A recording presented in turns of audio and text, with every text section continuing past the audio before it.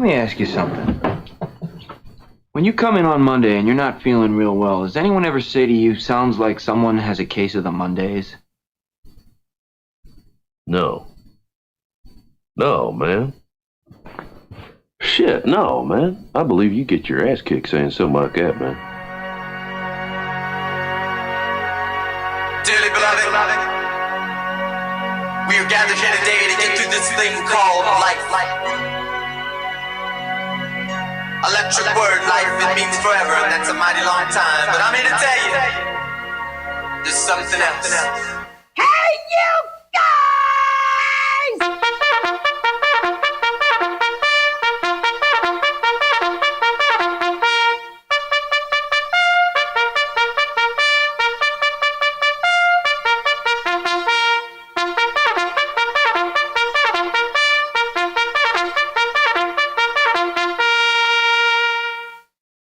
Hi, this is Alan.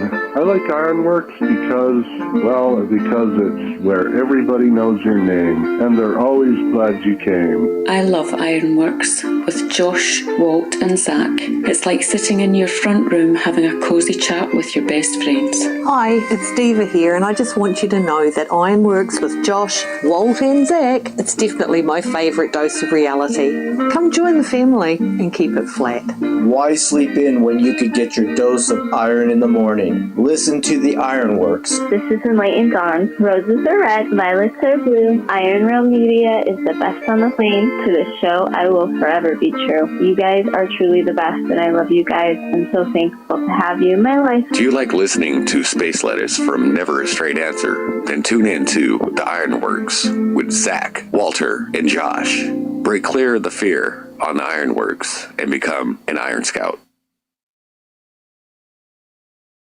Good morning, good morning. We talked the whole night through. Good morning to you. Good morning. It's great to stay up late. Good morning to you.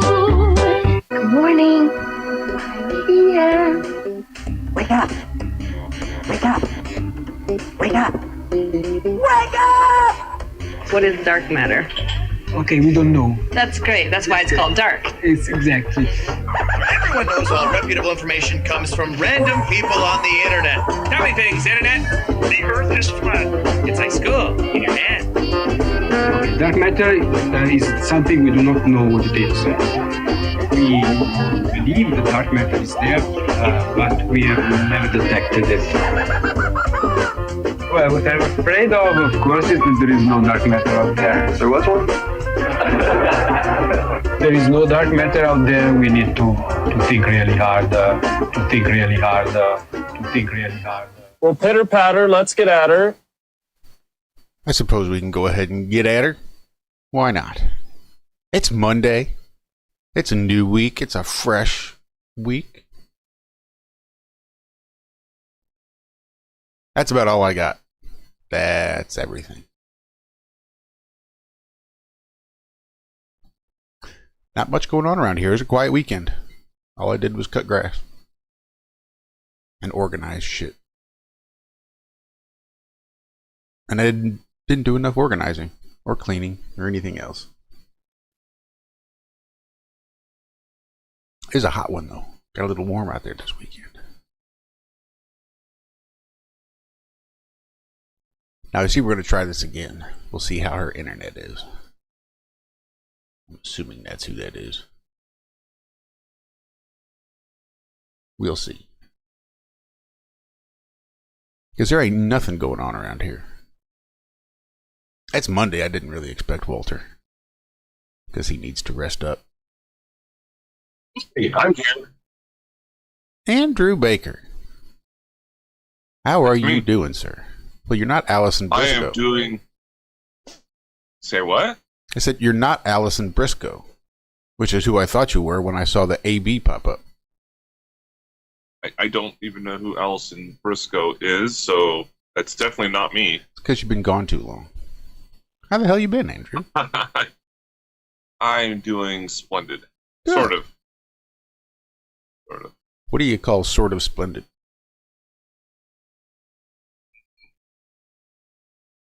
I have my hand surgery scheduled for the 17th.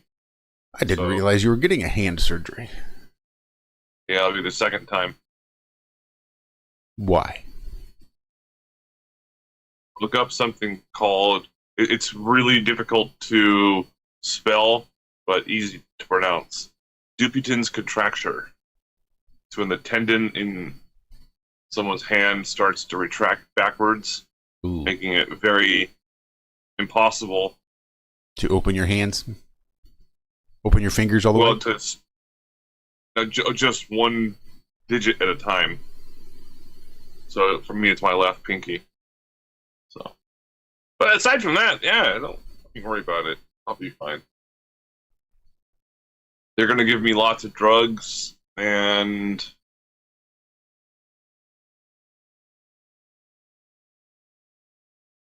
I'll be out of work for a while. But that's all right. Yeah, that's all right. I'm sure you'll be missed. Well, actually, yes. They're actually having to make special accommodations for... I mean, I could still teach online, that kind of bullshit, but... Anyways... I had an uncle who, when he was a child... They used to give him all kinds of crazy stuff when they were kids. Back once upon a time, but my uncle had himself a carving set, a wood carving set. And it really consisted little more than like an X-Acto knife and maybe a few other little tools, but upon using it, he managed to slice the tendons in his pinky, so they had to rush him and take him and have him reconnected, but his pinky never did fully extend again after that. Well, yeah, it's hand surgery, orthopedic surgeons. My coworker actually had the same, well, it was on his index finger on his left hand. He sliced it all the way down, like to his palm, with a razor blade. And anyways, I don't want to get into all that nasty, detailed bullshit, but it's reconstructive surgery. Yeah, that's not pretty fun. So I did actually look up how much orthopedic surgeons make. Take a guess. How much do they make on average? You know, there's a range to it. I'd say $300 to $500K. It's way above that.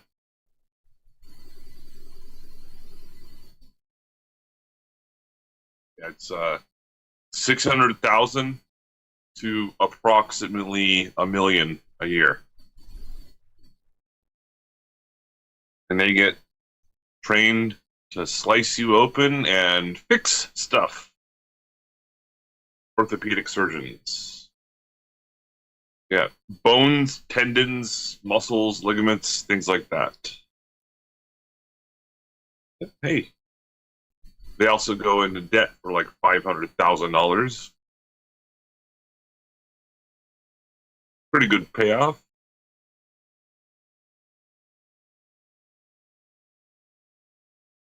Justin says he sliced a tendon on his thumb, and they had to go through his wrist to grab the end of it and pull it back down to reattach it. Yeah, that doesn't sound pleasant. Sounds really fun. Like, how have I not been able to... Laura says she cut her finger in half on a bandsaw. And I will say, I've not heard of this. I've heard like a middle finger, the index or pointer finger, your ring finger, your pinky finger, and your thumb. I will say I've never heard of a butt finger. Like, I think I can put two and two together and figure out what a butt finger is, but I've just never heard it called that. Which one is your butt finger? Not really a fun story, but a story. It happened about 6 months ago. One of my students, we were in the lab at the time, and I was doing Module 5 at the time, teaching conduit and stuff like that. Anyways, I had my back turned. This guy was only 18 years old. He was like one of the younger students in the class. And he didn't pay attention to the safety policies that I had put into place in regards to using a bandsaw. And he almost cut his finger completely in half.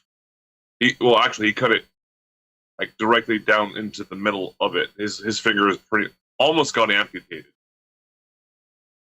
because the bandsaw slipped as he was holding the conduit, and it cut.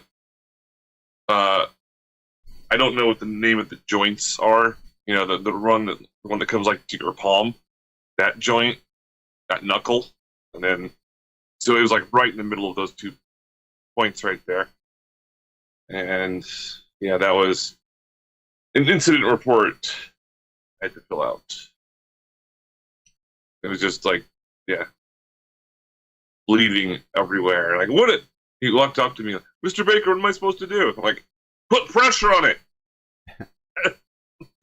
That's it. Put pressure on it, and we're going to take you to the fucking ER. That's what happens. Mr. Baker, what am I supposed to do? You're supposed to be more careful, dumbass. Yeah, well, we had to have an entire safety meeting about that. And some students still don't care. I don't get what the fucking... It doesn't even have their students. Like, people in construction in general.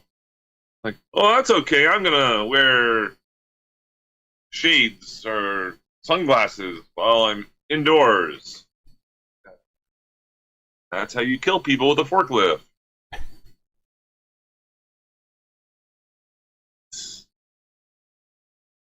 It is what it is. Nuh-uh. I guess. So, anyways, I have some space lettuce whenever you're wanting to hear it. Whatever you got. Look, there's no Walter here. There's no Zack here. It's but by the grace of God that even I'm here. So you do your thing. Okay. All right. So I did share this recently, but here we go. So I don't know exactly why this got published on my favorite comedy website, space.com, but NASA's canceled Artemis hardware contracts reached $5.9 billion audit fines. I've never heard of NASA actually getting audited before. So this is a very interesting thing. Moving forward. A new memo from NASA's Office of Inspector General has revealed how major pieces of Artemis program hardware became costly, components of lunar missions that no longer align with the agency's new plans to return astronauts. You can't go back to somewhere. Anyways, to return astronauts to the moon and have since been canceled. So that's just the beginning of it. It gets worse. So $5.9 billion of... I don't even know how to respond to this properly other than what space.com is saying. NASA announced a major shakeup to its Artemis plans earlier this year at its Ignition Day, quote-unquote, event, reconstructing its mission goals in order to streamline the return of astronauts to the lunar surface and simplify the architecture needed to get them there. Most notably, the program's first crewed moon landing was shifted from Artemis 3 to Artemis 4 and upgraded. Okay, this is just getting irritating, but if you read through the rest of this, it just gets more and more irritating as it goes on. But the most important thing is actually the headline, and that is the $5.9 billion of an audit, they don't really even tell you a whole lot about who did the audit, aside from that it was an internal investigation. It's like me auditing myself. Yeah. So, anyways, I'm kind of hung up on that word canceled.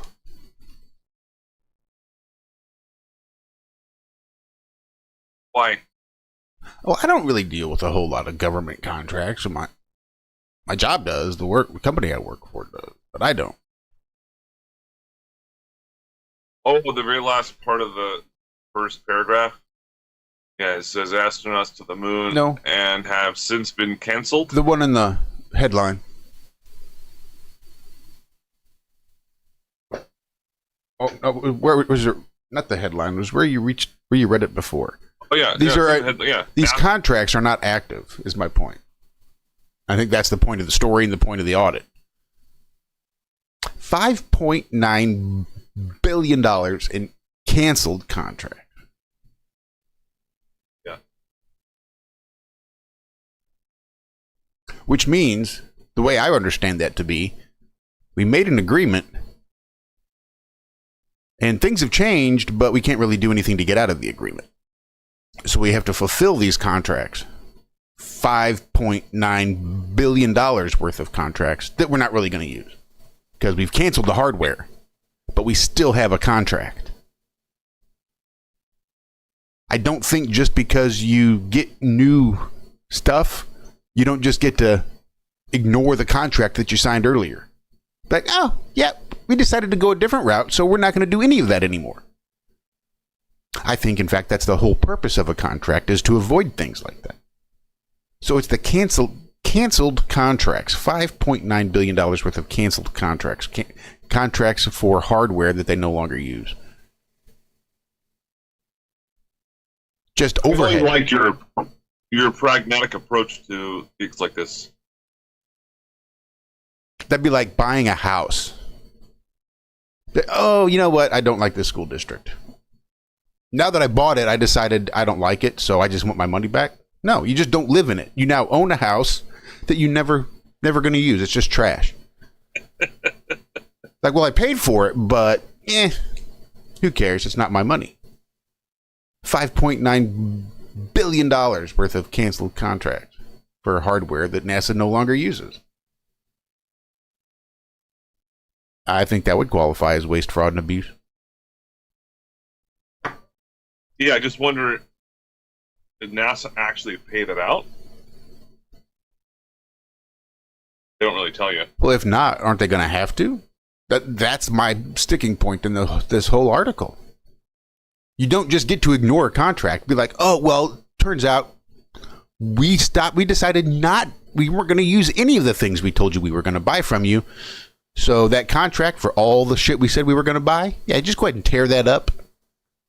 All that income you thought you were going to have, just pretend like we never said it.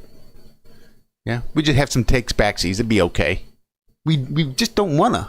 We don't want to fulfill that contract that we agreed to earlier because we made some different decisions. We decided to go a different direction. We pivoted.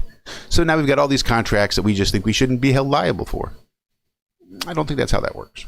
I think you're still going to be held liable for the $5.9 billion contracts for the hardware, regardless of whether or not you use it or you actually have to take possession of the hardware. You still agreed to pay the fucking money. But maybe not. Maybe, I don't know.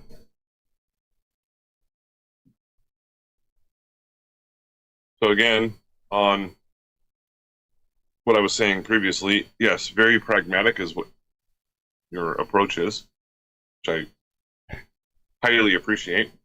But again, here we go. NASA is paying $30 million for a first-of-its-kind rescue mission to the aging Swift telescope before it falls from space. Is it worth it? Another one I also read recently that was talking about how the ISS is going to be crashing into the ocean. Wait a second. Now, that one's more ridiculous. I'll try to pull that one up if I can. But wait, hold on a second. There's these things called rockets, which can have thrust and stop things from moving or make them move faster in this vacuum of space. And the ISS, $150 billion project, doesn't have that. I'm calling bullshit again for, I don't know, the 10,000th time, roughly. Here we go. NASA's Daring Swift boost mission launches June 27th. Wait, what is today? Oh, it's the 29th. To save nearly 22-year-old Swift. This isn't even proper grammar. Swift Observatory, which is being dragged out of space by Earth's atmosphere. That's what I'm going to call everything now. No, I didn't just drop my pen. My pen was dragged out of space by Earth's atmosphere. Oh, it's a good idea. It didn't just fall.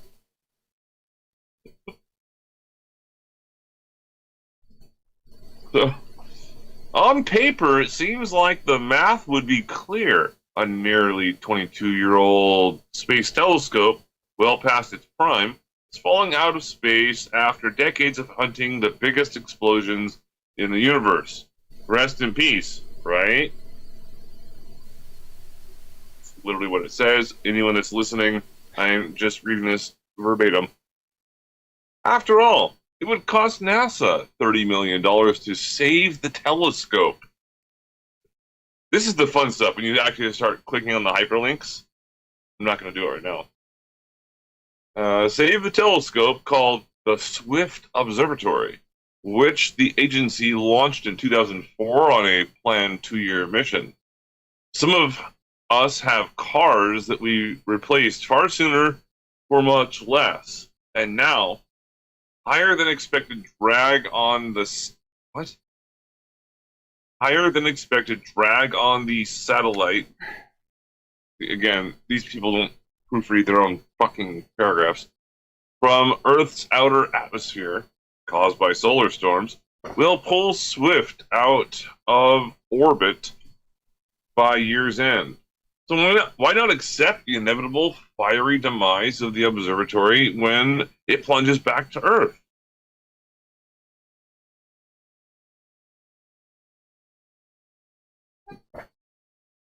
Now, I call this my favorite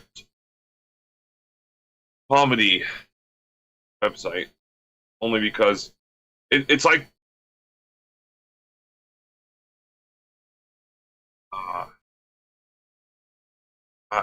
like Jerry Springer. Like some people, they hate watch it. I kind of do that.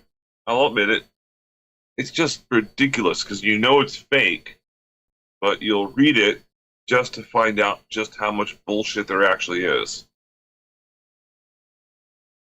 I should probably start my own, like space.com 2.0 or something. And I just make shit up. Anyways. Even the inaccuracy really got to make people question what the fuck's going on.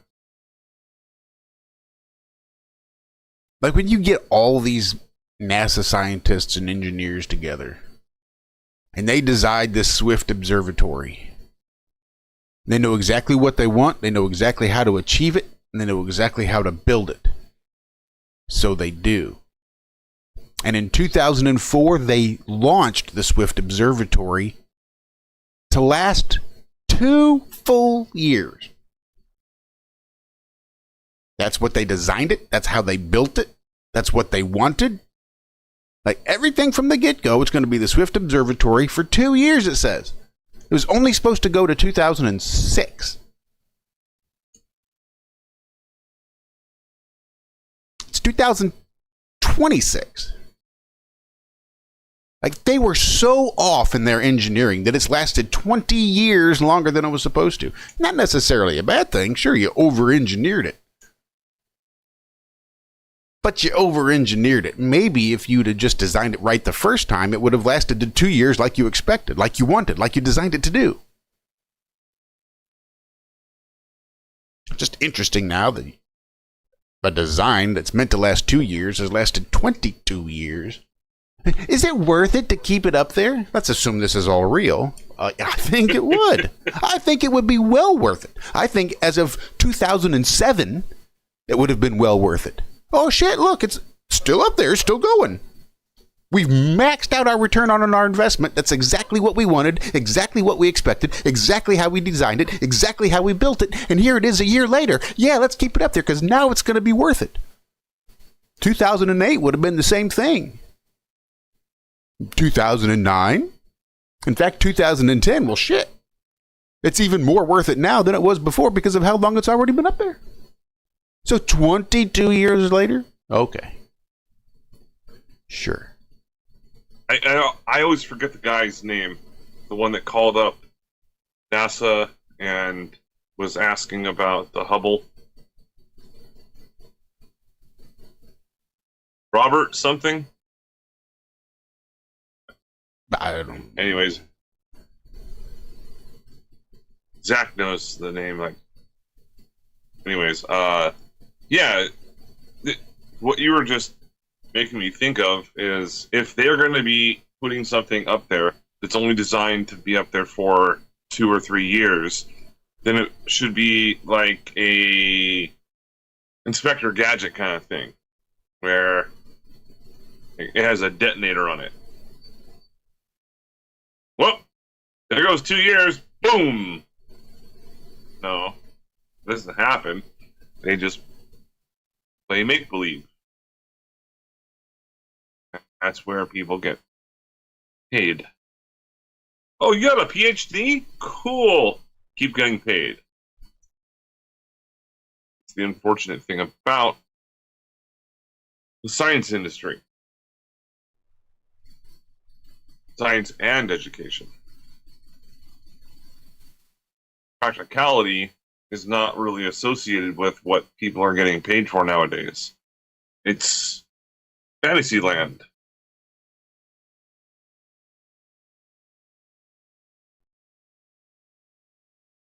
And I have a hard... Well, it's only the two of us at the moment, so I will try to do job of Walter at the moment. He normally looks at chat. I don't.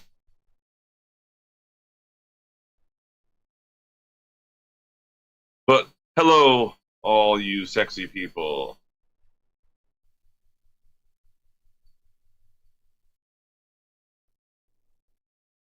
I don't do the whole shout out thing, but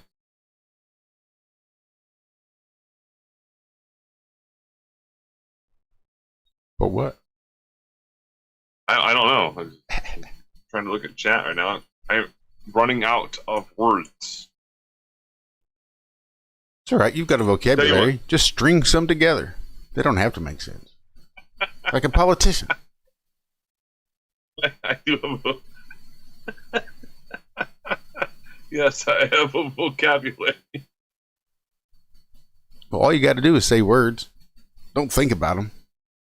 How about words, words, words? How I did it 3 times. You sure did. Okay. Someone in chat right now, bring up a subject that you think is debatable. There's only 2 of us right now, Josh and I. Come on.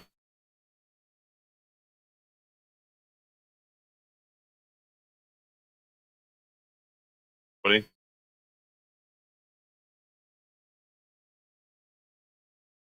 Nope, nothing. Well, it might take a moment.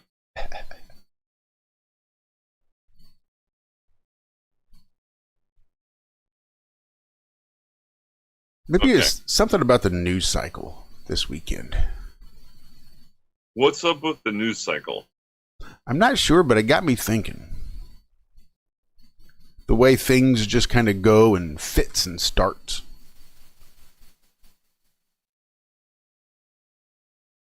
And it got me thinking about musical chairs. And how so much of what I see in like the news and the news cycle, it's kind of like musical chairs, I think. I think you have this on small cycles, and I think you can see it on larger cycles. And here's what I see. I see a bunch of people marching around in a circle. Single file, nice and orderly, marching to the music, but anticipating. Because the moment that music stops, it's fucking chaos. It's every man for himself until you find your chair. And if you don't get your chair, you're shit out of luck, you lose the game, you go sit down. But everybody knows once that chaos is settled and everybody finds the chair except one, as soon as that music starts, everybody knows exactly what to do. And they stand up and they march single file, nice and orderly, around the chairs. But once the music stops, it's fucking chaos. And everybody has to, it's every man for himself until you find your chair. And if you're the one that gets assed out and don't get a chair, you lose, you go sit down. Gotcha. Okay. And it's these kind of cycles, this order out of chaos that I see happening in like not just the news cycles, but like in people's lives, my life, like those little musical chair cycles that I see of varying sizes, but I see them everywhere.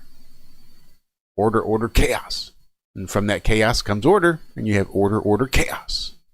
Like musical chairs. Yeah, there's a philosophical point of that. I can't recall what the actual term is at the moment. Yeah, well, it's order out of chaos.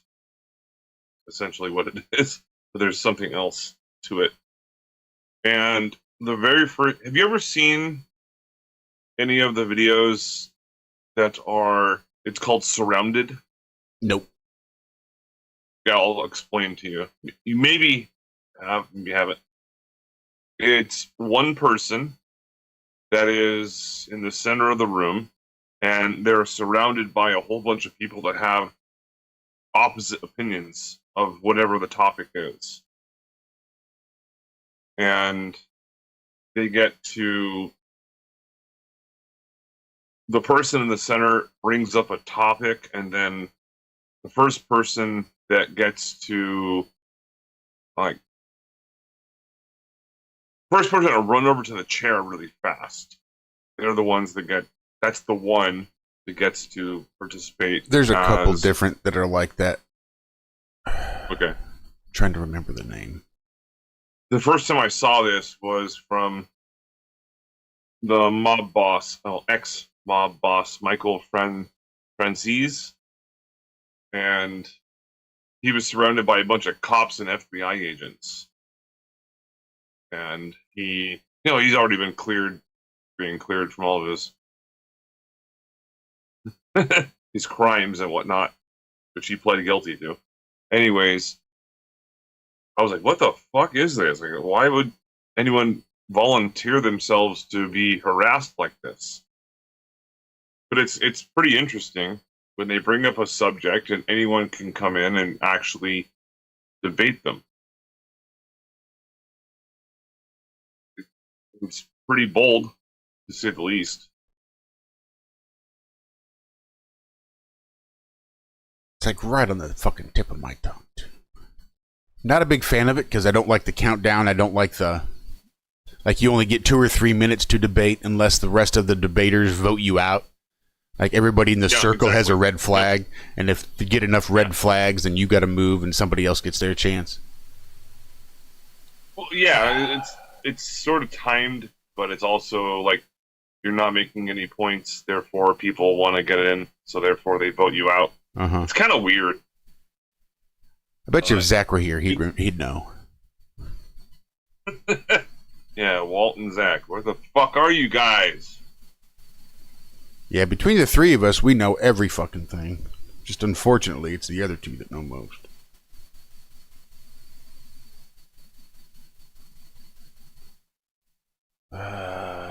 What is the fucking name of that stupid channel?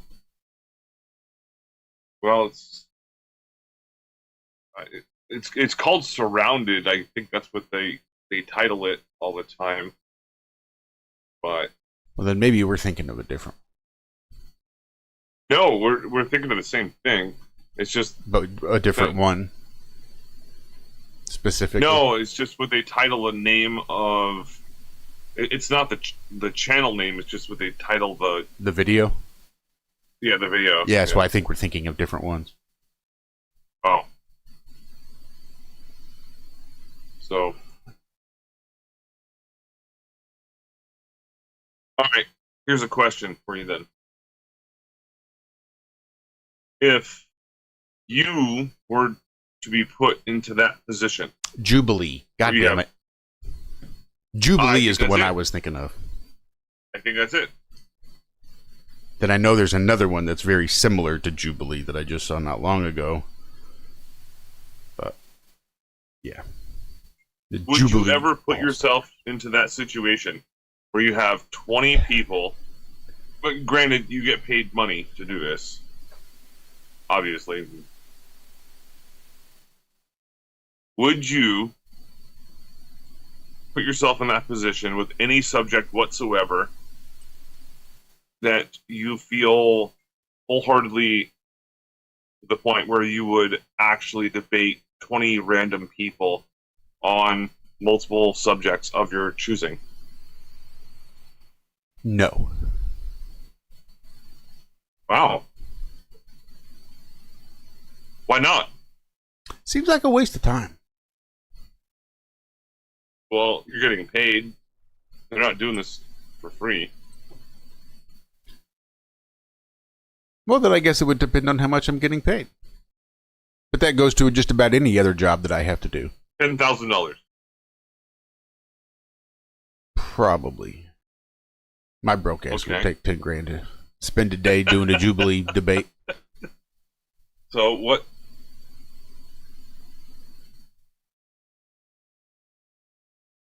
$10,000. Fuck it. Let's just go higher. 50 grand. What subject would you be willing to stand affirmative on? What? Any. Any? Yep.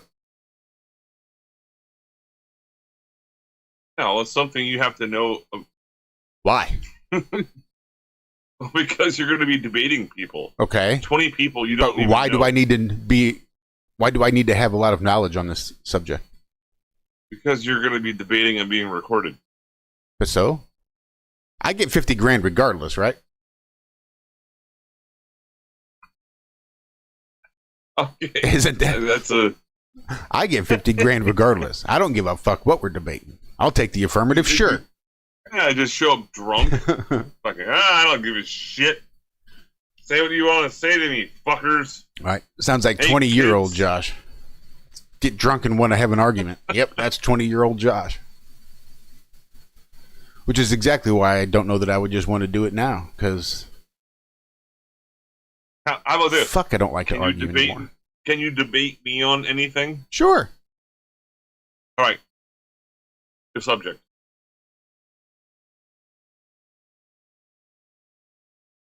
Or I'll pick one. There you go. Nutrition. Go. That's your debate prompt, is nutrition. That's the subject. Yeah, nutrition. And you want to, what, debate whether or not it exists? How to spell it? The number of letters? What it looks like? Like, what about nutrition? Is it... I just thought it was a strange debate prompt. All right, ladies and gentlemen, we're here for the debate. They're going to debate grass and go. That's not quite. It's not the same thing. Nope, it's not. Having a single noun is not really a debate prompt. You need to form an idea to be able to make that claim. And you debate the claim. Nutrition. We'll explore worldviews. I've never been in a formal debate ever since I was in 11th grade in high school. Mine was before And that. was about, well, after that, no, I've never been in a formal debate where there was a moderator. Nope, me either. So, I'm not asking to be in a formal debate with you, but you just kind of agreed to it. And if it's an informal debate, then I win and you lose. Nah, nah, nah, nah, nah. All right. Better luck next time. Guess I lost. But if you want to do this again, just let me know.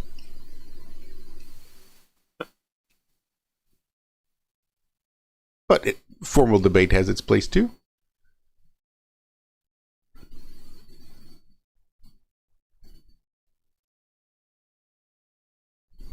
So, yeah, one of the reasons I don't do formal debates is because I learned over the years as to how moderators are very, very difficult to come across that are actually completely unbiased and also can actually moderate. It's weird to say that, but I have heard lots and lots of debates over the years. I've never really found any debate platform whatsoever where the moderator happens to know something about both of the subject and saying, "You're not being accurate, please restate your position," that kind of thing, and can interject. That's the problem with what I've found in regards to debates. That they don't, or that they do? They don't. They don't know. You can have a moderator just pick any random person at all. And then the debate topic could be Christianity versus Islam or something. I don't know, something weird. Which is actually not weird, but common. But if the moderator doesn't know anything about both of those subjects, it's very difficult for them to actually moderate properly. Other than saying, "You're talking over each other. You're not making any clear points. Oh, your microphone's cutting out." Things like that. That's the problem I've had listening to these debates.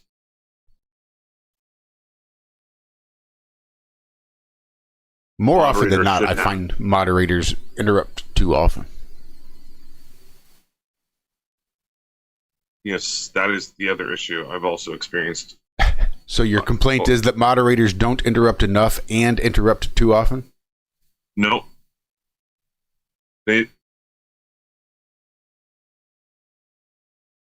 No. Oh, okay. That's good. Not. What was your original issue with these debates, formal debates, and the moderators? Well, the moderator should have a general knowledge of the subject matter at hand, rather than just saying, "Well, your microphone's cutting out." Why? That kind of thing. So they can moderate. And interrupt more? No. Well, if they're already moderating with the actual debate itself, you want them to also moderate the subject matter and how it's delivered? Wouldn't that necessarily mean they have to interrupt more? If you're adding things for them to interrupt for? Interrupt for the style, the rhetoric, the subject matter, the truthfulness, and you just start giving them a list of things that they need to stop and interrupt the debate for. That means they're going to be doing it more often. Well, rhetoric, actually, now that you brought that up, is a very important thing. So if you and I were to debate about any subject whatsoever, and all of a sudden I started talking about like Plato or something, like, no, Andrew, get back on point. Plato has nothing to do with... And see, this is why I don't like moderators, and I think most moderators interrupt too much. Oh, you're talking about Plato. That's not on point. Bring it around. Well, you don't understand my rhetorical tools. Like, it's quite often I'm going to go reach out and it looks like just some random faraway thing that has nothing to do with what we're talking about, but it's a pretty clear line back. And once you realize and can see the way I do, the line back from the seemingly random point back to the conversation, and you follow the line of logic that says, oh, okay, I can see the thought process going from where we are to where he is, and I can see the thought process from where he is all the way back to where we are, and that shit makes a lot of sense. It's a great rhetorical tool.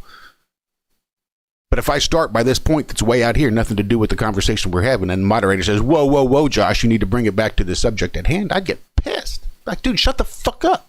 Let me do my thing. But that's valid. But when I say Play-Doh, I'm not saying... Playdoh. I get it. Like clay for kids. Yes. As opposed to the platonic not method Play-Doh. of... Right. Yeah. But either way, it could be either thing. If we're debating engines, maybe we talk about Play-Doh or Plato, right?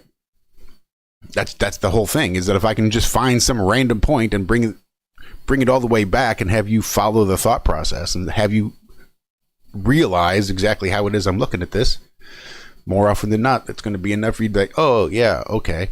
The way you look at it actually makes a lot more sense than the way that I'm looking at it. And that's usually how I would win an informal debate.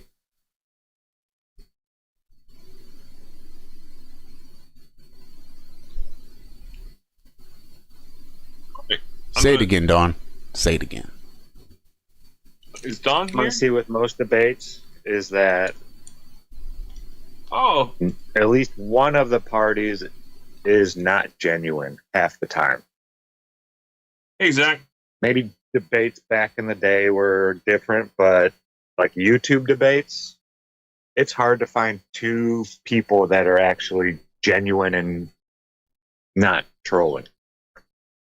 What's up, guys? Sorry I'm late. I was on the road at 4:45. I couldn't really fuck with my phone. I was already driving.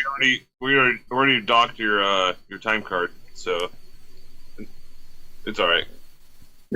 Well, I was debating on whether or not to give you a text. Yeah, I was already driving. I'm fucking out of it, dude. We have to start work an hour early today. And here comes my crew rolling up, so I got to say goodbye. All right. Well, it's good to talk to you, Zach. But, yeah. Well, that was quick. Yeah. Well, we'll see you. Oh, fuck. It's going to be a long one. Stay cool out there. Yeah, I'll see you Wednesday. You guys have a great one. You too. I love y'all. Love you too. Cheers.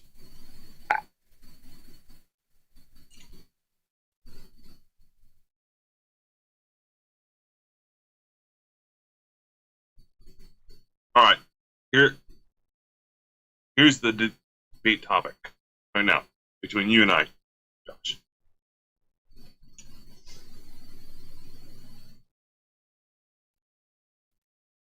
What is the best food? It's super open-ended, I know. What is the best food? Okay, Andrew, what food do you think is the best? No, I presented the question to you. What is the best food? Yes. That's the prompt, the debate prompt. Yep. And then we said go, and the debate started, and I asked you what the best food is. Healthy, delicious food. So it's all just preferential based. So what's best for me is best for you. Isn't necessarily best for anybody. It's just what's best for the individual person eating it. Definitely preferential to the individual. Or even... Then there would be no best. How do you have a right answer? Exactly. There is no best. It's all just preference. If you have no underlying universal standard by which to compare it all to, then there is no best. They're all just individually based. All right. Hey, Don. How are you doing? Hi, good morning. I'm good. How are you? I'm sorry I'm late. I overslept. Yeah, well, your time dock is getting doxed a little tiny bit. I know. Sorry. Hopefully I don't get fired. No, we're not going to fire you. I don't. Well, unless Well, Josh is the manager. No, he might fire me. I'm sorry, Josh. Just forgive me. So, when I ask something as general as what is the best food, it's a open-ended, broad type of question that can be extraordinarily debatable. And I answered it with as broad and generically open-ended as possible. Healthy, tasty food. So it's just whatever you think is going to be healthy for you, because what's healthy for one person might not be healthy for another, and whatever tastes good for you, because what one person likes, another person might not. So it's all just based on preference. So what's your answer then? There is none. Based on those things alone, there cannot be a best, because it's all just preference. Sure. Yeah, I don't think there's a right answer to that. Because you're not using a universal standard by which to apply all of these things. At least I have an answer to it. I do too. You asked me which one is best. I said none of them. Because the term best can't be used here. It's a category error. It's all just preferential. Right, Dawn, what is the best food? I mean, I would think fruits and vegetables, but who knows? Like, it depends on your personality. It depends on what you need, what your body needs. So everybody needs different nutrients at different times. I don't think that's the right answer for that. I agree. You need better prompts. Better what? Better debate prompts.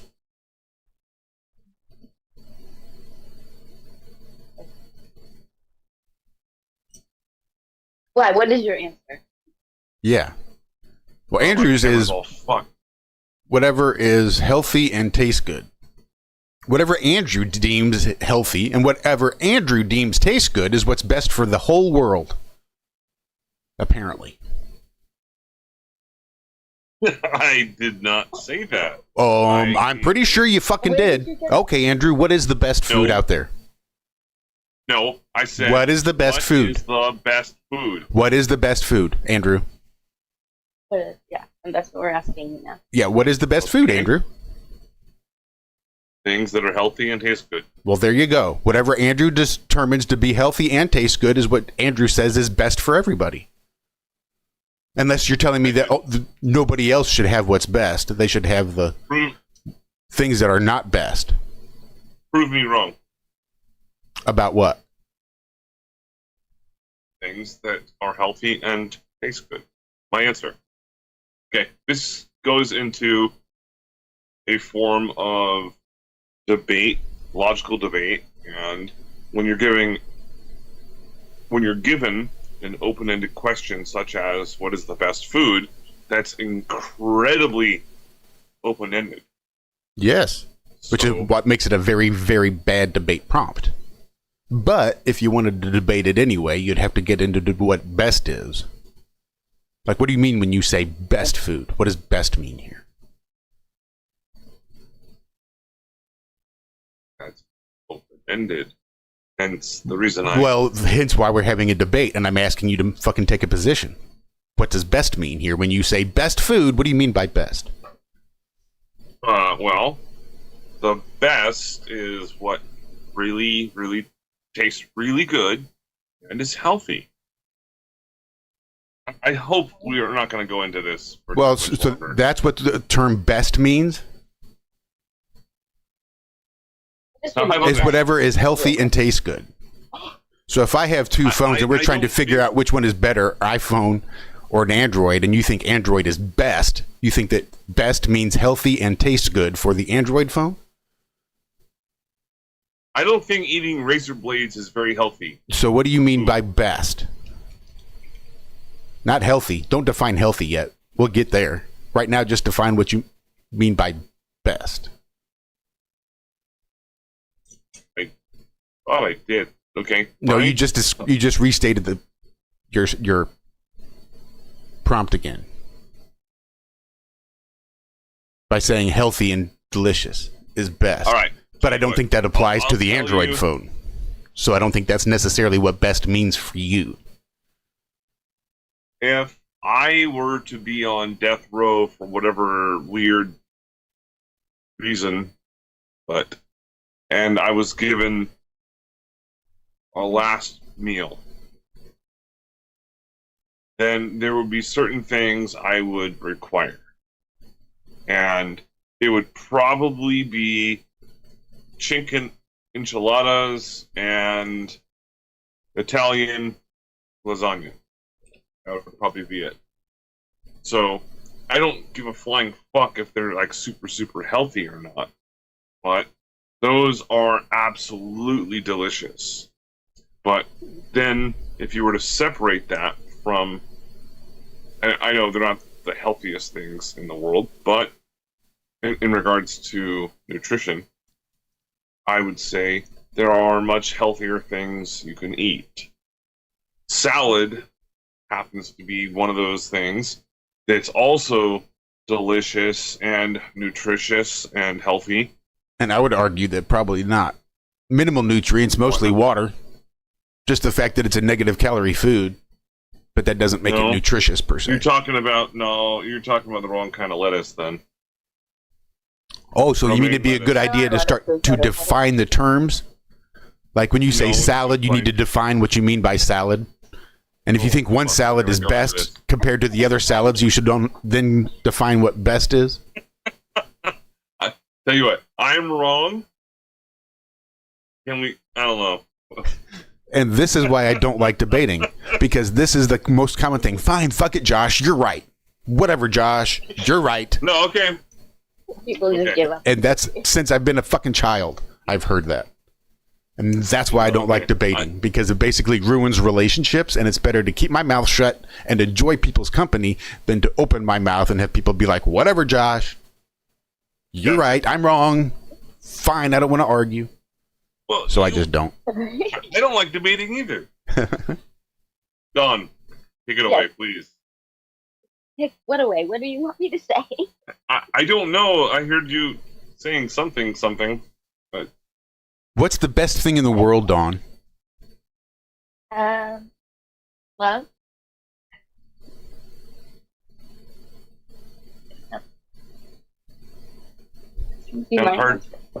It's kind of hard to debate that.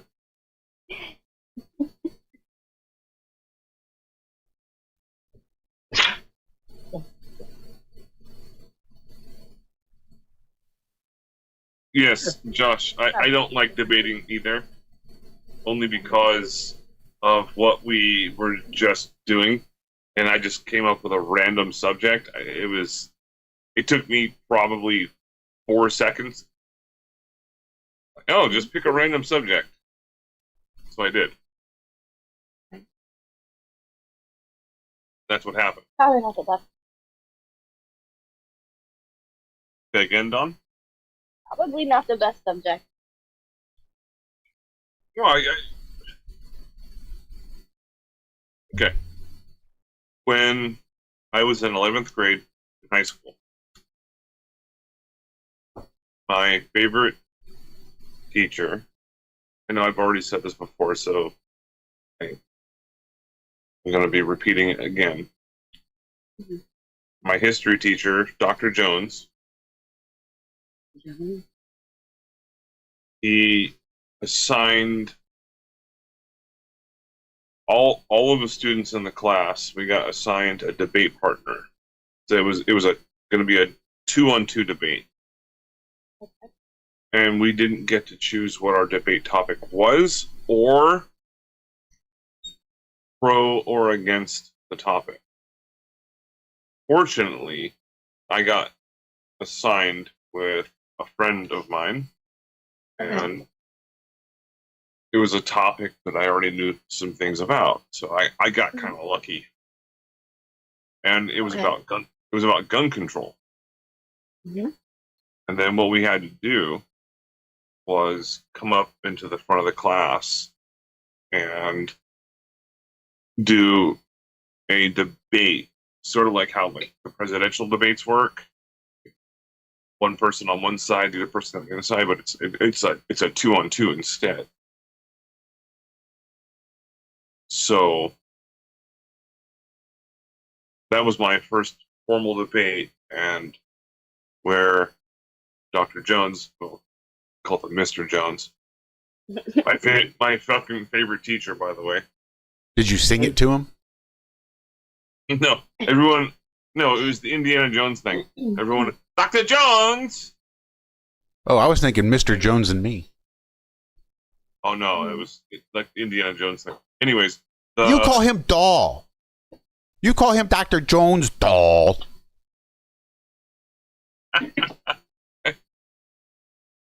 No, he was like 6'9" or I don't know, like he was a big dude.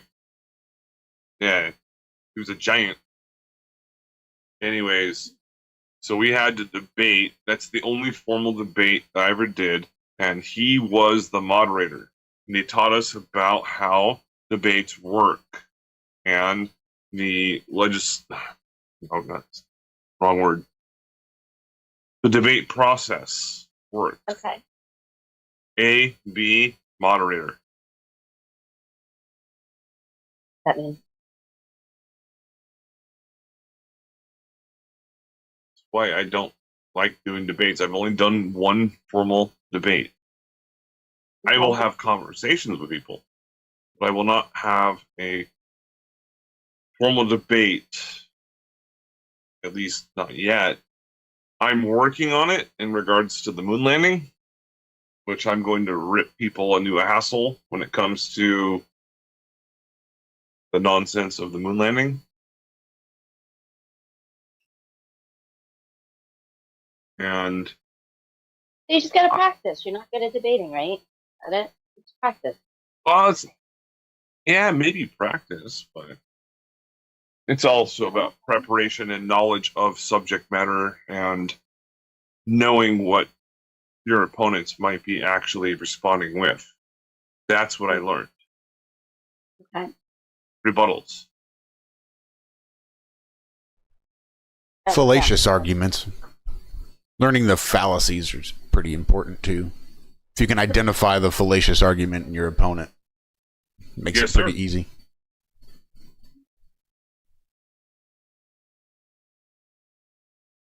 And Yeah, I would just practice.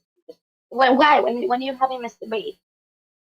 I'm not having a debate, but it's going to be me and McToon. Who the hell is McToon? Yeah, I've already spoken with him multiple times, and he already agreed to it. Okay.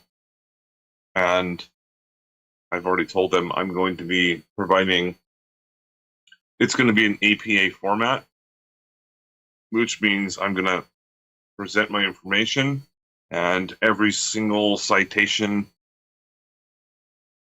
every single piece of information will be presented with a citation, government links, and blah, blah, blah. So I'm about halfway done with it right now. It's not looking good. Did you say every argument's going to be presented with a citation and a link?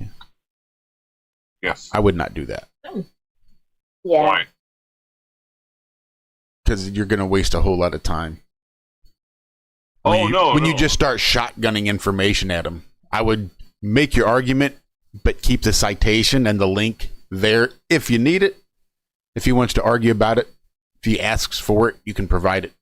But there'd be no need to necessarily provide it every single argument.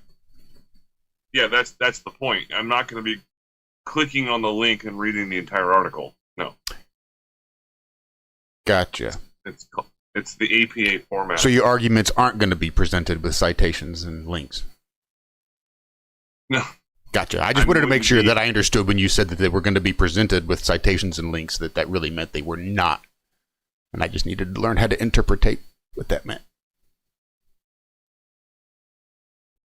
Right. So if I say something that people don't necessarily know about, I say, well, here's the information as to where I read this about. Here are the multiple references that I have. I am not going to be clicking on them, but You can click on them if you want to. That's the APA format. Then study McToon's sources too. Like, you know what arguments he's going to make. I've already watched all of his. So you know where his sources are going to come from, and you'll be able to poke holes in those sources. Yeah, possibly. I don't really care though. I'm coming from it with a different approach. Yeah, you're right. You don't want to be too correct.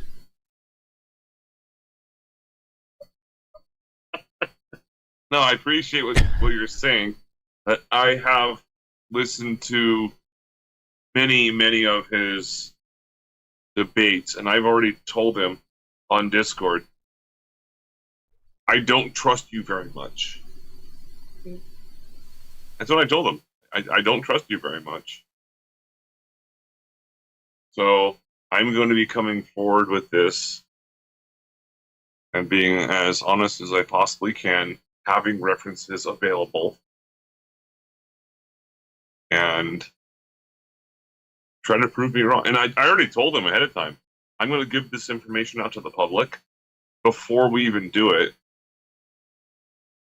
Start this discussion. It's not going to be a formal debate.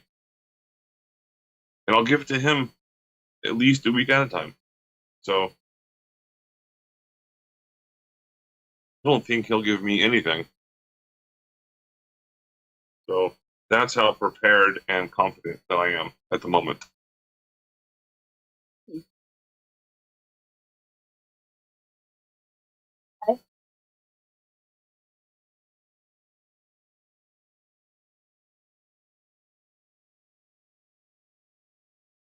I think practicing will help. You should practice debating. Don, you're a little faint. I'm sorry. I think I turned my volume down there. Is that better? A little bit. I think somewhere on there you should have a noise reduction. That might be what's muffling you, is just the noise reduction. I'm not sure. How do I do that? You're on your phone, so I don't know. Yeah. I'll figure it out. Sorry. I'll just try to be more clear. But Andrew, I think that you should have a practice debate before the real one. That would help. Perhaps. All right. Tell you what. Let's do it right now.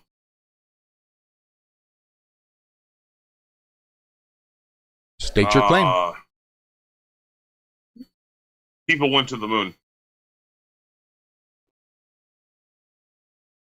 I agree. Good job. You won. Oh. Damn it. That's probably not the best way to debate Batoon. I'm just saying.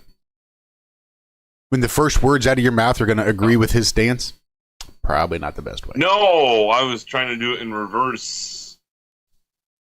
Oh, you wanted to argue that people did go to the moon. I got you. Uh-huh. Okay. Based on what? Okay, I'll just do it. What are you basing this idea that people have gone to the moon?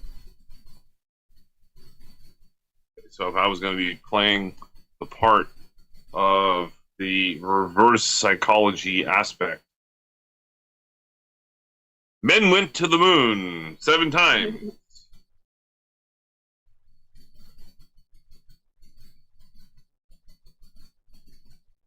Prove me wrong. That's the point of what I was. I can do it reverse. I can choose another subject. Yo, wait a second. Hold up. I'm a masturbator. What do you need? I mean, debater. I mean. Yeah, I came on just to say that.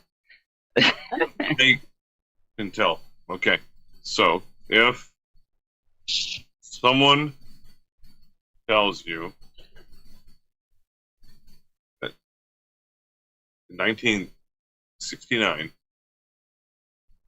NASA sent 3 men, well, 2, technically, to the moon. Okay. What would be the counter argument to that? If you believe it, they did. It's fine. If you don't believe it, what would be the argument?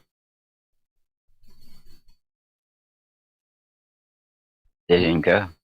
My first question would be, what makes you think they did? Are you just answering a question with a question is not very valid.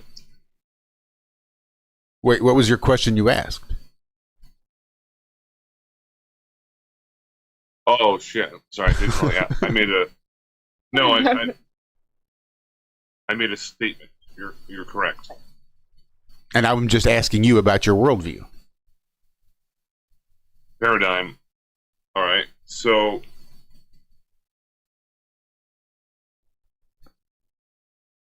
statement is in 1969 NASA launched a rocket that sent people to the moon. Then, after that, the argument would have to be, well, if people don't believe it, like, no, they didn't. Prove that they did.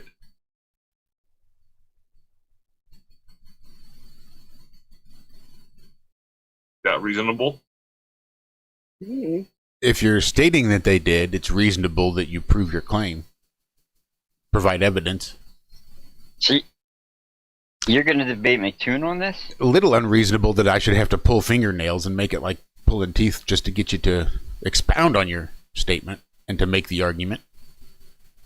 But what would make you think that men actually landed on the moon? Is this just because NASA said? It's Picture, man. That's the explanatory aspect of the claim. Yes. So that's the extent of the argument. Is you say NASA landed man on the moon because NASA says? That's the extent of the defense on your position? Is simply because NASA said. What NASA says must be the truth, therefore. Because NASA says, that's why I think it. That's the biggest defense I have for the position. The reason I know that NASA sent men to land on the moon is because NASA told me that they sent I'm going men. to play dummy. No, you're actually doing very well. Because they spent billions of dollars on this, and there's so many people that were involved in it, therefore it could not have been a hoax at all. No, it was all on the up and up. So just because a lot of money is spent, because there's large amounts of money involved, that implies legitimacy. And because there's lots of people involved, that also implies legitimacy. Okay, Andrew, explain to me what a pyramid scheme is. That one, I'm a little... I know that's very... I thought you knew all about this. Lots of people that, do it. Gotta be right? And those few people at the top, they make lots of money. There is lots of money involved. And because it requires necessarily a lot of people at the bottom to support the one single one at the top to make a lot of money, right? Your logic would just necessarily legitimize every single pyramid scheme out there. Because it's got A, lots of money, and B, lots of people. Therefore, Isn't like just one big pyramid scheme? We're all plebs supporting. Wait, we went to the fucking moon, though. There's videos of it. What the fuck? And there you go. Just crash you out. think that we did? Yeah. I know. Andrew, you seriously think that we did? No, he's just taking the positive position. Oh. No, I don't. No, I'm going to be arguing against the aspect of... What are you debating tune on? Oh. No, I don't. I used to believe in the moon landing kind of stuff, but no. I gave up on that. It's ridiculous. But I'm just taking the counter argument position. What are you debating Toon on? I'm not debating him. I'm going to have a conversation where Okay, a conversation I said, about what? The moon landing? Yes. Oh, jeez. It's going to be a lost cause. Come on. I don't give a shit. They're a pain in the ass. I thought I was going to completely just abandon the entire situation. That's what you should do. But I was given some advice from some people that I trust, and they had said, multiple people, it doesn't matter if you consider yourself winners or losers, so a winner or loser, it's the fact that you're getting out the information. Mm. It's like, okay. That's all well and good, but... Valid point. So? It's a valid point, but how many times have we done this circus? I'm doing it once. It's only really a valid point if the information truly is getting out there, and it's getting out there to people whose mind will be changed by seeing the debate. If there is no audience, and the little bit of audience that it does have is just Batoon's audience, then you're spending all this prep time for nothing. Yeah, that's what I'm getting at. Now imagine doing that 3 times a week at 3 a.m. That's all I'm saying. With no audience. So, nobody. no, it's also valid, and I'll have to go back into Discord and see exactly what he said. But is he wanting... I was asking, does he want to do it on his Discord channel, live streamed? He said he wants to do it on his YouTube channel, live streamed. Okay. Yeah, well, of course he does. It's still going to be live streamed on Discord, so it doesn't really matter. Well, he wants his maximum audience. Yeah. You know. And I've got a strong feeling I'm going to embarrass him. But either way,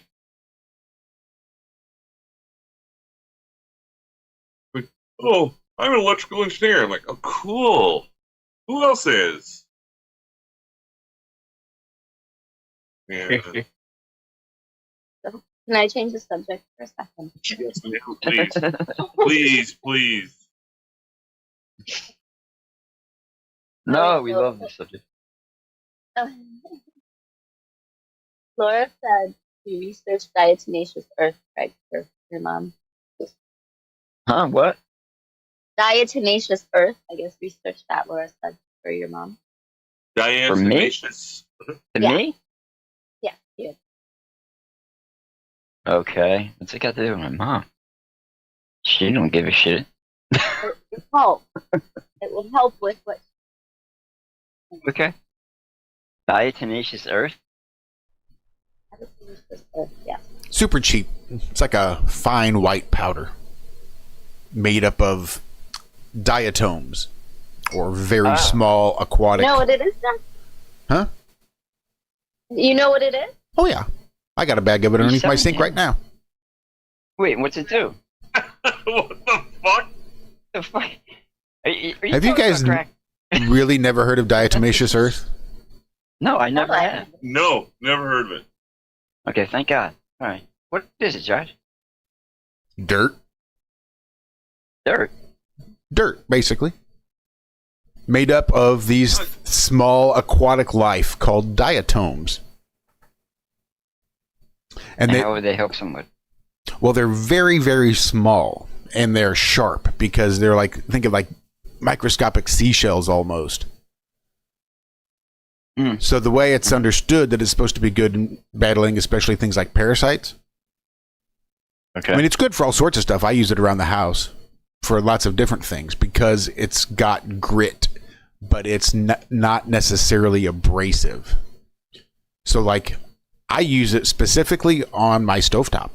I've got a glass top stove, and you can spend a whole bunch of money buying special chemicals that are going to clean the glass on the stovetop without scratching it and harming it and all that good stuff. But I use diatomaceous earth because it's got grit, but without the abrasiveness. And I can use it, and it just takes all the carbon and the shit on the stove, takes it right off. But these little diatoms will cut and slice and get into the various parts of like the parasite and creates an environment that is unpleasant for parasites because of the shape of the diatoms.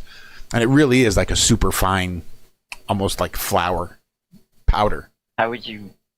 A cup of water. You ingest it? Mix it in with a glass of water. Okay. Mud. Yep. Okay. A real thin mud is the best way to take it in. But it just looks like white water, almost like milk, like a grayish milk. Almost looks like dehydrated milk.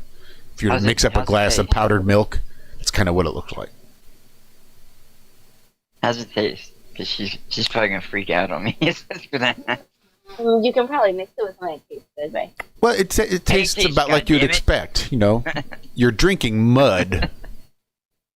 Just off the top of your head, how do you think it would taste?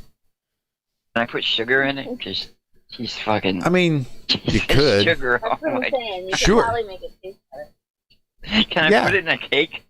Yeah. Yeah, you can take about 6 cups of sugar, mix in a packet of Kool-Aid, let that soak in some pieces of pineapple.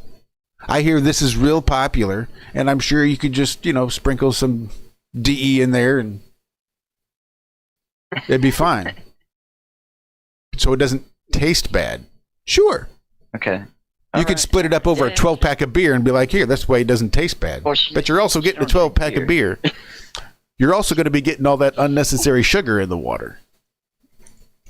Yeah, no shit. But yeah, I wouldn't recommend sugar water, let alone diatomaceous earth and sugar water. I mean, can you mix sugar in it? Yes. Should you mix sugar in it? No. Man. Clean stuff out of the gut. For a second. That makes me think of one in Men in Black, sugar water. That's what they eat. Edgar. However, sugar water. I'm not a doctor. I don't take recommendations. You just heard what I use diatomaceous earth for. Should you drink the mud? I don't know. Oh, sure. Now you say that. But it's really good to clean your stove. Well, look it up. Do a little research.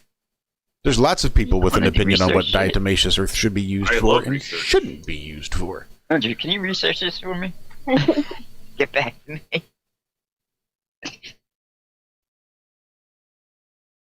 No, I will look into it. It's cheap. Thank you, Laura. Yeah, right. I can't believe I never heard of it. I can't either. I can't believe not one of the three have you heard of diatomaceous earth. Like, I think I've heard that said before, but I never thought, I just thought it was some kooky definition of Earth or some shit. I don't know. I don't know what I thought. A chemist. It really is just kind of a certain kind of dirt. Right. It's like dirt is actually a good thing. Uh-huh. I've known multiple, chicks I've met over the years, and they had a infatuation with eating dirt at one point. It's weird. Pika. Have you hear that? Pika, pika, pika. I think is what that's called. PICA. Yeah. Out and eating dirt, and then mom would ask. Because they need the iron, apparently, is what was found. Yeah.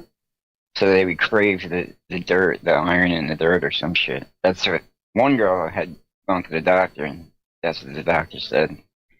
And it helped her. I guess he gave her an iron supplement or some shit. Yeah, a lot of raw meat, especially in pregnant women, the pica is strong. So they get that's why the strange cravings is because the baby is craving strange things to balance out the nutrients that it might not be getting otherwise. So mama says, why the fuck do I want to eat paper? It's probably because you're not getting enough actual fiber for the child. The child makes you want to eat paper to supplement the fiber. Right.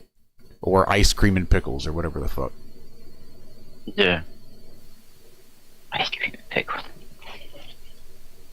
I used to eat onions like apples. Oh my god. Are you serious? Yeah, that was weird. Oh.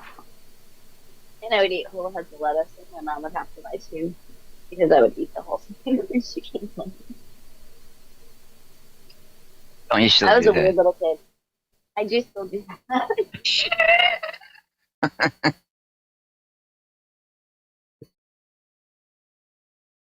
I'm a weird bird. Like an emu. That's a weird bird. Like the dodo bird. I don't want to be a dodo. I like They're bringing it back. You know that, right? They're bringing it back. Just like the direwolf. They're bringing bringing out Dodo bird, back. too. Ever see that American Dad episode? Nope. What? He brings back, they have a dodo bird, they brought back. And Stan brings it home. And he's just fucks shit up all the time. He's at the edge of death the whole episode.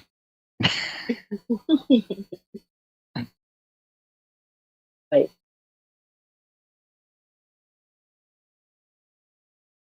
Oh, yeah. Getting distracted. My bad. I think I got a 4-day week this week. By golly. Nice. All right, here's something weird in regards to the dodo bird, which I don't know. Let's start. I don't know how legitimate this actually is, but looking at the AE map, which I'm sure everyone has seen, it represents something along the lines of a dodo bird. If you look at it, if you tilt the map at a certain angle, it represents a dodo bird. Certain AE map? Talking about the AE map. That has a dodo bird on it? AB map. What is the AB map? Azimuthal equidistant. AE? Yeah. Yes. You like egg? Yes. You have never seen one, just look up No, I AE map. And Yeah, Google even it. though Can't just tell me. it's not perfect. Go ahead. Saying what? Okay. Yeah, it's not perfect by any stretch of the imagination, but After the considers both the distance and direction from that same point to any other location. yeah, Al Baruni is the one that came up with that alongside other cartographers. But I'm cursed with knowledge. I don't know why the fuck I know all this stuff. But what do you mean, like, according to the AE map? Would the map, like, tell you things? Because if you look at it, the feet, like Australia as an example. Okay. So yeah, you have to kind of twist it a little bit to see Australia at the bottom. Yeah, it looks like the dodo bird. I thought you meant like there's an actual dodo bird on the map, like hidden. No. I'm like, what? No. Maybe on the Pierce. What's that fucking map? Pierce. Can't think of it. This was like 7 or 8 years ago I heard about this. I looked at it and I was like, holy shit, that's weird. Yeah, but that's just, coincidental. Don't take it. Pareidolia. Yeah, too. Dare I say? Yeah, no, it's not pareidolia. No. Well, how are you seeing a dodo bird then? It's not really a dodo bird. It's just the way you look at it, right? Yeah, but you need to look more into what pareidolia. The law of No, I know. as I'm well. saying. I'm just saying. It's not a real dodo bird. That's all I'm getting at. You have to twist it and look at it. And it's like You looking can at look at- clouds. Look at a cloud, you see See a an dragon. elephant. Doesn't mean there's a fucking dragon. I get that. Right. That's what I'm saying. I know that. Maybe I said paradox. You're wrong. I know.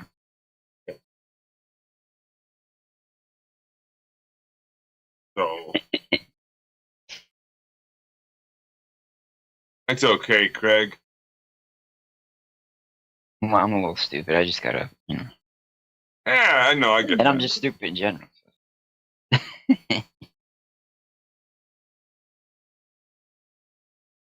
People went to Antarctica, and now you're like, oh shit, Earth is a globe again.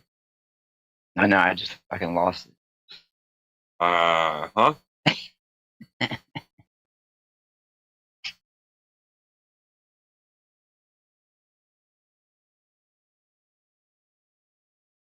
All right. Here's a question I have for Craig specifically. If someone were to pay for you to do the exact same thing that everyone did during TFE, Mm-hmm. and you saw something completely different than what they saw, would you change your mind? Well, obviously, yeah. Well, so your mind is getting fucked up left and right, just constantly, right? Mm-hmm. Not really. Okay. It was flat, now it's a globe. I'm sorry. Whoops. I'll go back. It was a globe, now it's flat. Now it's a globe again because some people went down there. But then... That's just because I never really got into everything, but I don't want to get into everything.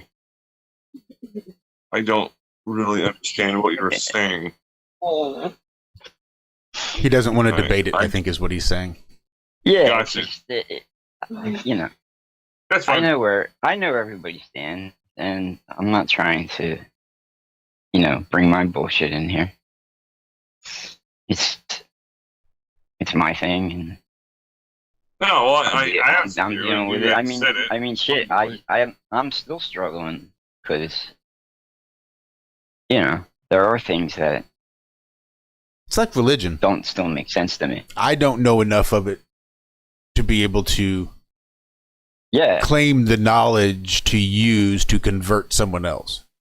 I don't want to be the one that's going to take someone off their path to finding God in their own way, because I think they're supposed to find it in their own way. They don't necessarily need me using my beliefs and what I think to influence what it is that they think and they believe. If it's going to be the same, they should come to it in their own, the way that I came to it or whatever.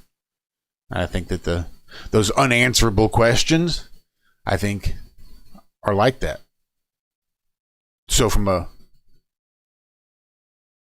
heliocentric point of view, I can see why you don't even want to force the issue.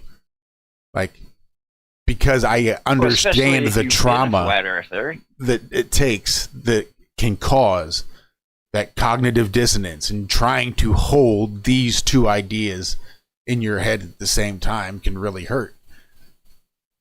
Mm-hmm. And it's easier and more comfortable. Where I am, really. Sure, and I totally get that. And sometimes making a choice is the most important thing. I please don't take this out of context when I was kind of poking the bear a bit. No. I was asking in context of relevance for you to, because you already said when I asked you, so you believe in the globe Earth again after TFE? You said yes. That's all I was asking and inferring to. That's all. Right. What? I know. Yeah, I know. That was. I remember that day he asked me too, and I was not. Let's just say I didn't have my meds that day, so I wasn't real talkative. That's why I was just like, TFE. Don, you know what I mean? Just as a little bit of information, I have the question, are you aware of what the TFE experiment was? Is it the Antarctica thing? Yes. Okay. Kind of. Okay. Kind of is good enough. As long as you understand the fact that going to Antarctica is the way to identify what and how far away the sun is. Yeah, I don't get it. See, I don't think that. Well, then I don't understand what about going to Antarctica would have. Then I don't understand how that would going to Antarctica would have proved a damn thing. I have a problem because it's going the other way. What is? Then sun. Okay. Turns around apparently. So? In the south. So? What is it? We can't explain that. What is it? What's the flat Earth? What is the sun, Craig? It's a big fucking thing in the sky that burns. I can explain it right now. It's a gas ball that gives us heat. Based on? I can explain it right now. Very but quickly. I don't think all it's of it. Easy. All right. Look at the sun. And if it's going from your right-hand side to your left-hand side, cool. That means it's going counterclockwise. All of a sudden, you turn around. Wait, left to right would be clockwise. It doesn't really. Say right to left, I believe. Yeah, so right to Oh, left. McToon's gonna love you. Oh, I know because of orbital dynamics are fucking easy, but either way, when it comes to looking at it the other direction, you turn around, it goes from left to right.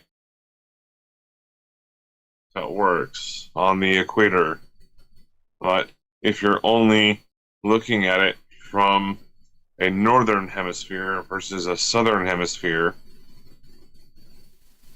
assuming a globe, yeah, doesn't quite work like that.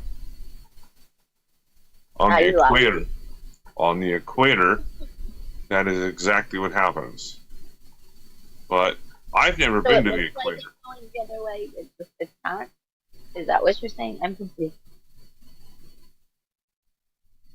One more time? It looks like it's going the other way, but it's not. Is that what you're saying? Because No, it's still moving in one direction, just based upon your orientation. So do you think it's going left or right? Always, matter. but it's just perspective. When you get to the south.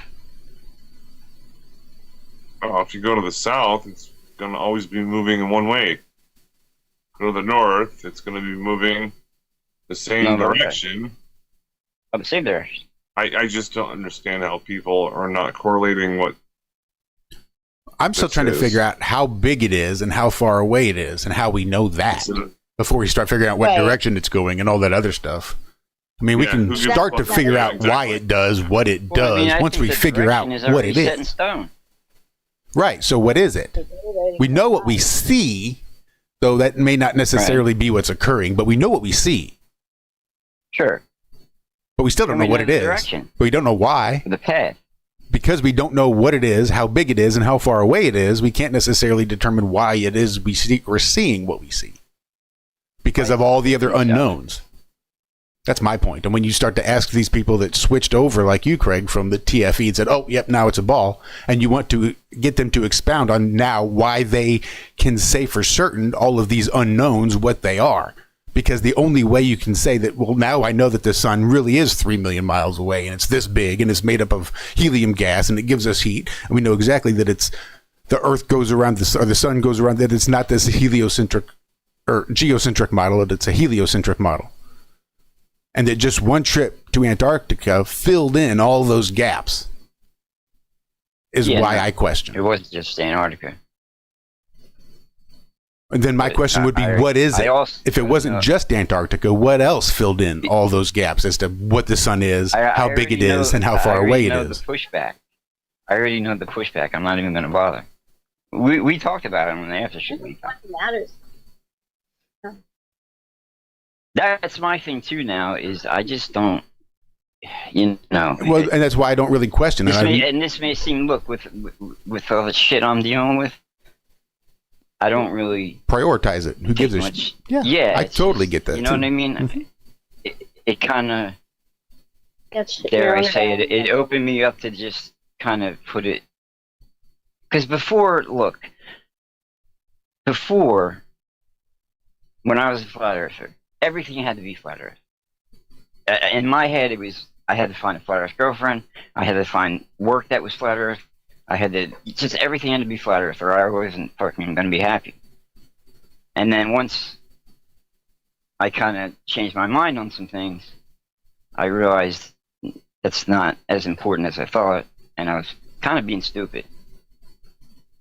Because I could have just went out and got a job, and you know what I mean? Mm-hmm. And I've been putting it off for stupid reason, for that reason, you know? And I mean, shit, like, for instance, you, Josh, you're not at a job that's a flat earth job, per se, right? I mean, I am. Most people aren't. Andrew's not. But like, a lot of people like me, I'm pretty sure I'm not the only one that thinks like that, or was thinking like that.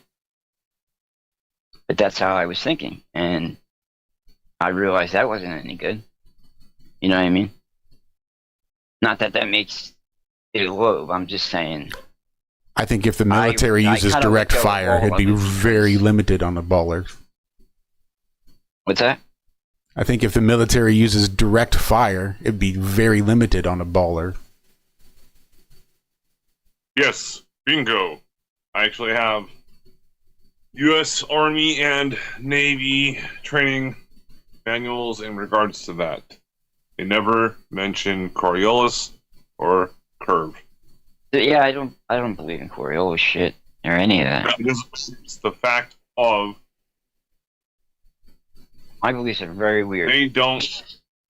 I mean, because I'm more of a geocentric guy too. Aviation manuals don't mention it. They actually say the exact opposite.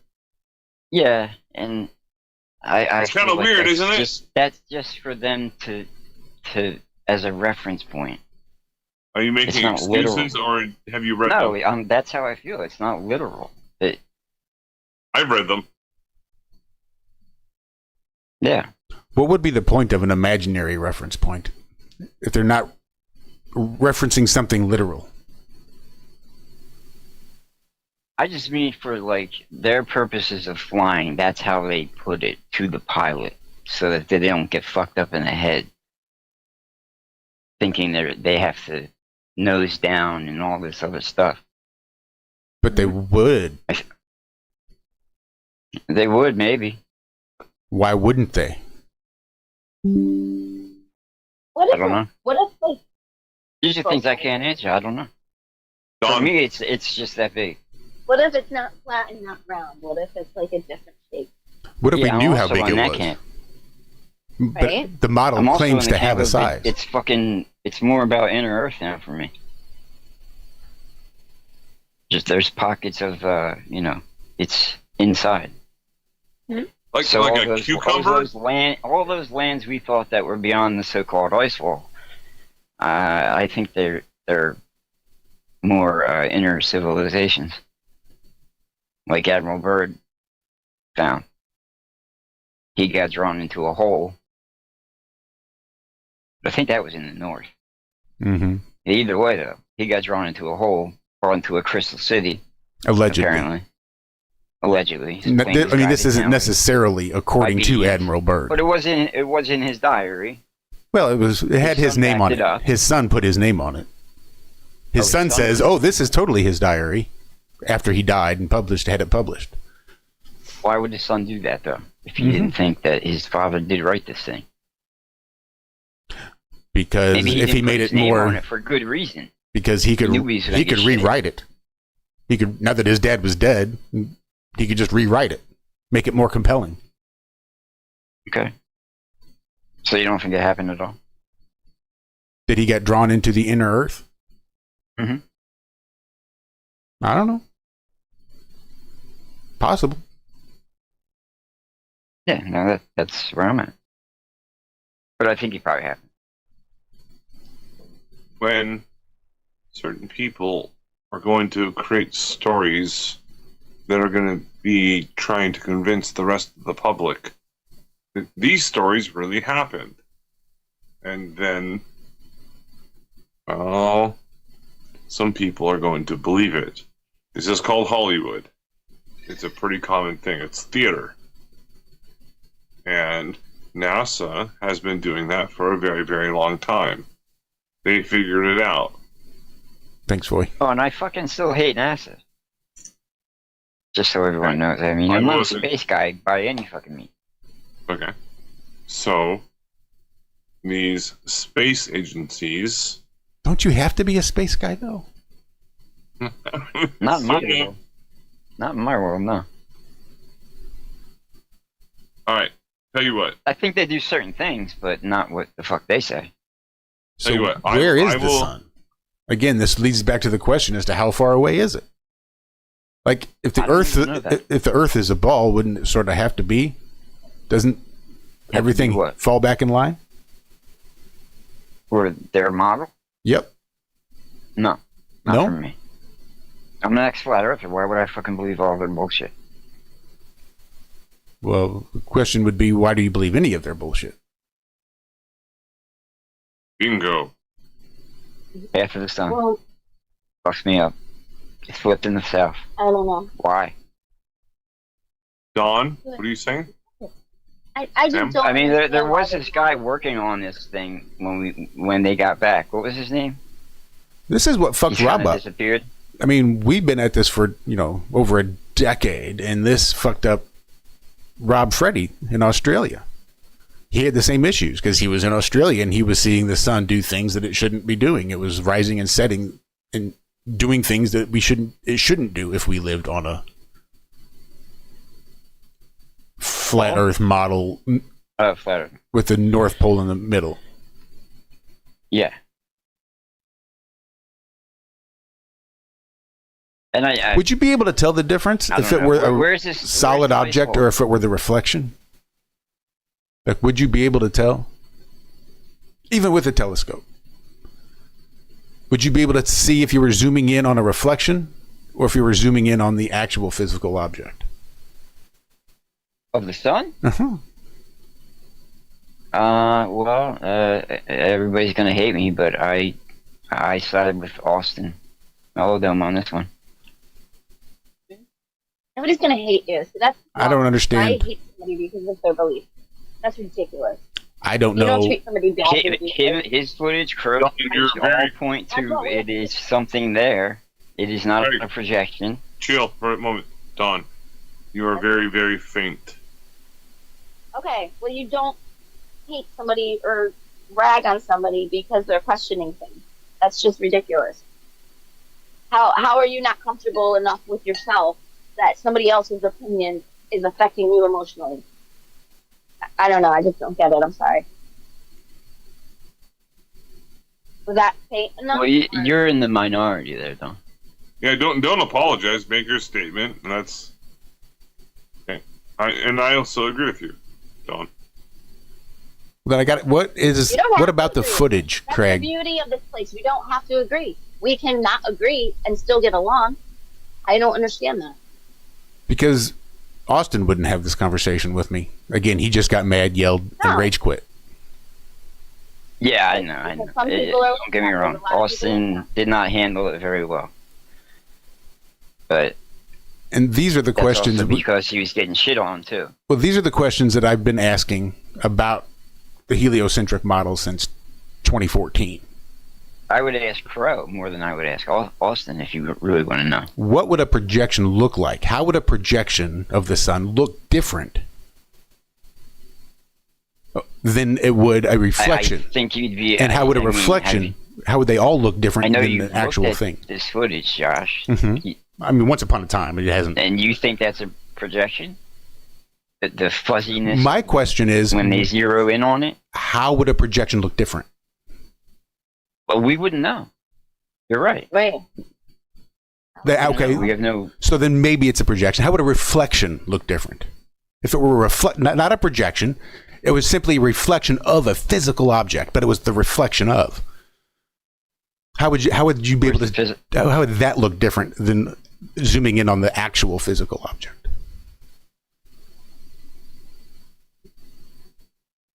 So there's a physical one. Like if you were to zoom in on me in the mirror versus me standing in front of the mirror, how would the two zooms look different? So you can zoom in on a reflection. So just because you zoom in on it and get a crisp, clear picture doesn't necessarily mean it's a physical object, I don't think. But if there's a definitive difference as to what you would be seeing between a projection, a reflection, and the physical object, if there would be an obvious difference between all three, so we can say, well, look, we know it's not this, and we know it's not this. We know it's a reflection because it looks like this. We know it's a projection because it looks like this. We know it's not either one of those. We know it's a physical object because it looks like this. But Crow's footage and Austin's footage,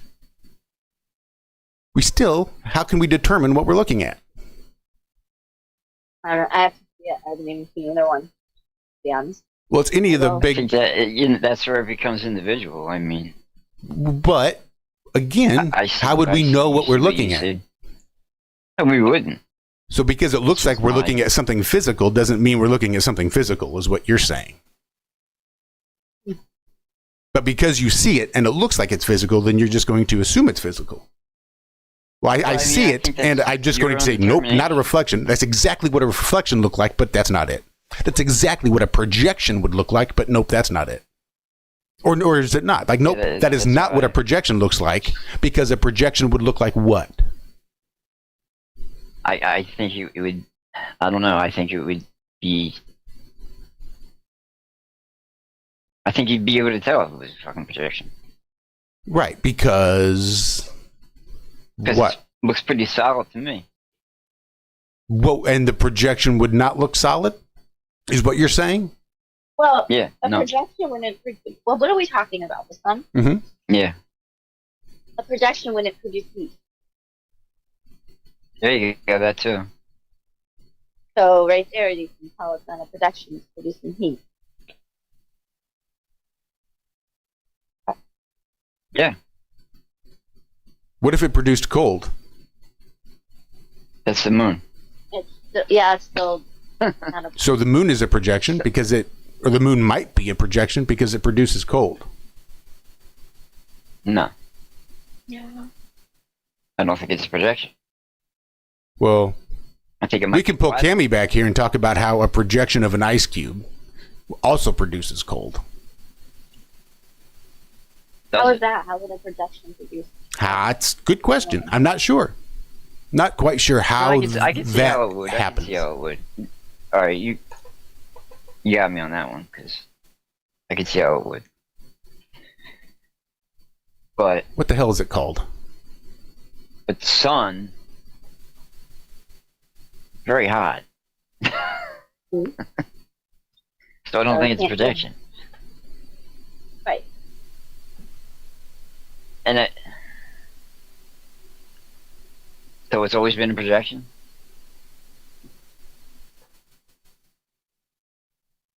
I don't even know that that's true. I don't even know that what you see in the north is the same that you see in the south. Do you think it could be a different sun? I think one could be the actual sun and one could be the reflection.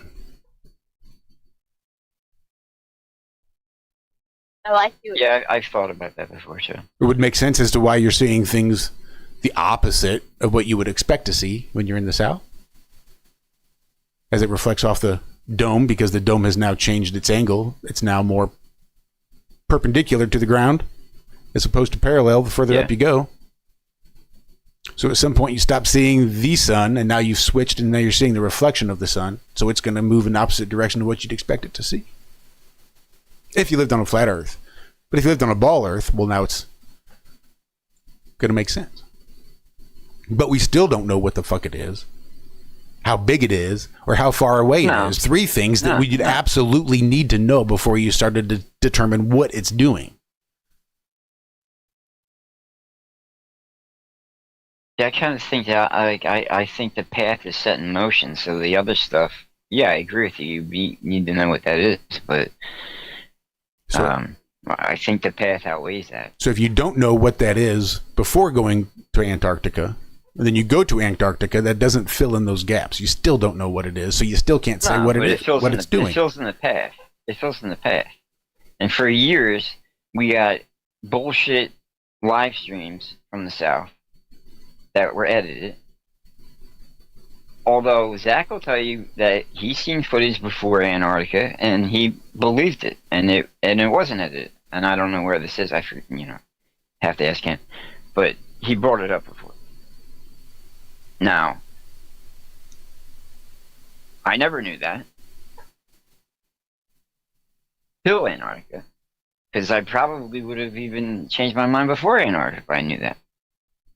I never knew it went right to left in the South for people till they went to Punta Serenas. That was never brought up in fucking 10 years. Even in the debates, Glober's never brought that shit up. Eru never brings that shit up, and he lives in the fucking South. I got a problem with that. Well, like I said, Rob mentioned it years back. He almost quit over it. I don't know Rob. Or maybe I do, I don't know, but I don't know. He was the Australian we had on here once upon a time on our Friday night show. Yeah. And our first IRONWORX. He was our first guest on IRONWORX, technically. I'm still fairly new in a way for IRONWORX. What am I, 5 years, 6 years in maybe now with IRONWORX? Nope. But I was Flat Earther for over 10. I just don't get, why do you have to pick a side? I don't pick a side. I'll be honest with you guys, I'm not completely 100% either way. I have no fucking clue. I can't see it. I can't see it, I can't prove it. How can I say definitively one way or the other? What are you doing here, Dylan? What? I thought you were a Flat Earther. What are you doing here? I like this. I'm not one way or the other, to be honest. I mean, I lean more toward that it's probably not right. But how the fuck do I know? And because they lie to us about everything, so why wouldn't they lie to us about that? That's the only information I basically base my opinions on. So, again, just my opinion. You can have a different one. I'm still gonna love you. I'm not gonna hate you for it. Thank God. Well, we're running down to it. We've only got about a minute left. For me. I would hope you would do the same for me, but you wouldn't speak. So I just told you. Well, we love you all regardless. Appreciate the hell out of you guys being here. Thanks much. I knew it was going to be a quiet Monday morning, especially when I saw Zack wasn't up and around. Yeah, I woke up late, man. Sorry. Andrew had you. Yay, Voy says it's over. Finally. Finally, fuck. I've always been here. Sorry, guys. Don't worry.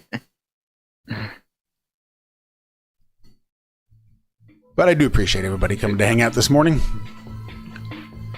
It's getting harder and harder to get Sorry, up. I was late.